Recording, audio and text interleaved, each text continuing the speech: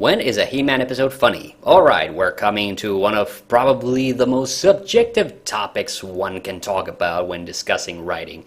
What is funny? I don't think I can really give a straight answer to this. I generally tend to not discuss the quality of comedy because I have to be honest, not only is it not very interesting, but there's also the common problem that what might be funny to one person isn't necessarily funny to another person.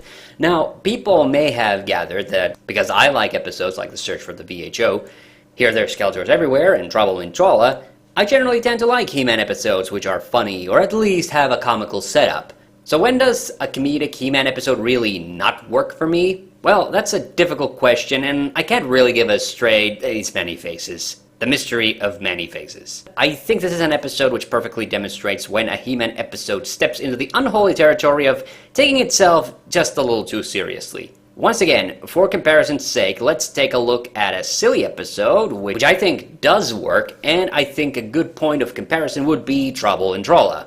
Now, some of you might feel this is an unfair comparison, since one episode is the introductory episode of a new He-Man character, and the only new character in Trouble in Trolla was Snoob.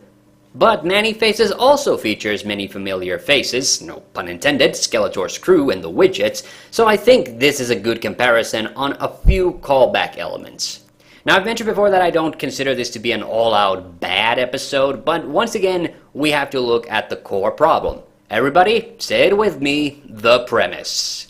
Now here I will admit that Trouble in Trolla's premise is almost a little too good for this comparison because it's all about Orko trying to figure out why his uncle Montork was kicked out of the Academy of Magic, while The Mystery of Many Faces starts off with Many Faces terrorizing, and I use that term very loosely, the Widgets.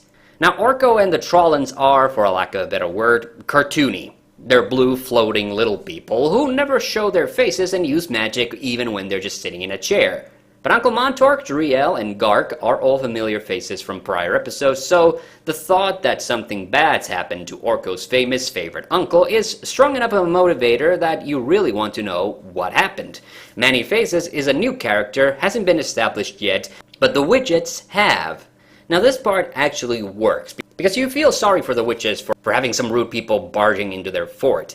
But Many Faces is honestly a little hard to take seriously. The main issue is that he just changes faces. He's not really super powerful or anything. So then we have the build-up. Orko and Driel want to find out how Snoob won the magic competition, and I reveal that Snoob is teaching Whiplash the magic, a character who had already been introduced earlier in the series. Orko and Driel are also captured, which gets Montork off his butt to go off to kick some ass. Many Faces, after conquering the Widgets' fortress, complains about the food. Then he faces off against He-Man and gets unwillingly recruited by Skeletor, who mistakes him as a powerful villain. Now, another common element with both episodes is the final reveal. In Trouble in Trolla, it's revealed that Snoob only won the magic competition against Montork because Whiplash managed to suppress Montork's powers. Snoob turns out to be a pretty decent guy and actually ends up helping with the fight against Whiplash. In The Mystery of Many Faces, Manny is eventually revealed to be not a villain at all, but just an unlucky vagrant who decided to use his scary face-copying ability to get some food before he finds his true passion as an actor.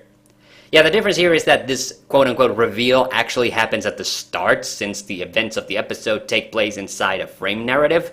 So here's the thing. Incidentally, there are some funny moments in Mystery of Many Faces, because, let's face it, he actually kinda looks like a big toy. That giant helmet just screams toy. It's not even funny, ironically. And that's my big problem with this episode's premise, the fact that Skeletor would confuse Manny for someone who was worth his time. Remember, he didn't want Modulok in his gang, but Manny somehow is good enough. So the gag about Manny not being as fierce as he looks is kind of funny when it's still kind of cartoony, but becomes less funny when you start to realize that Manny's motivations are, honestly, a little bit sad.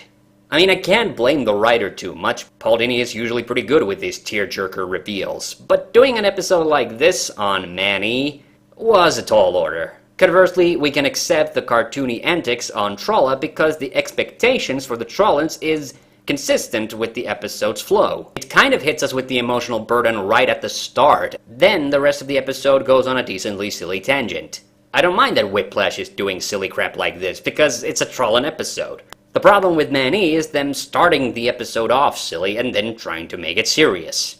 After Skeletor captures Man-E, seeing his mug pull all those desperate faces just becomes kinda cringeworthy. And you kinda go from laughing with the episode to maybe laughing at the episode, but really not so much. But that's it.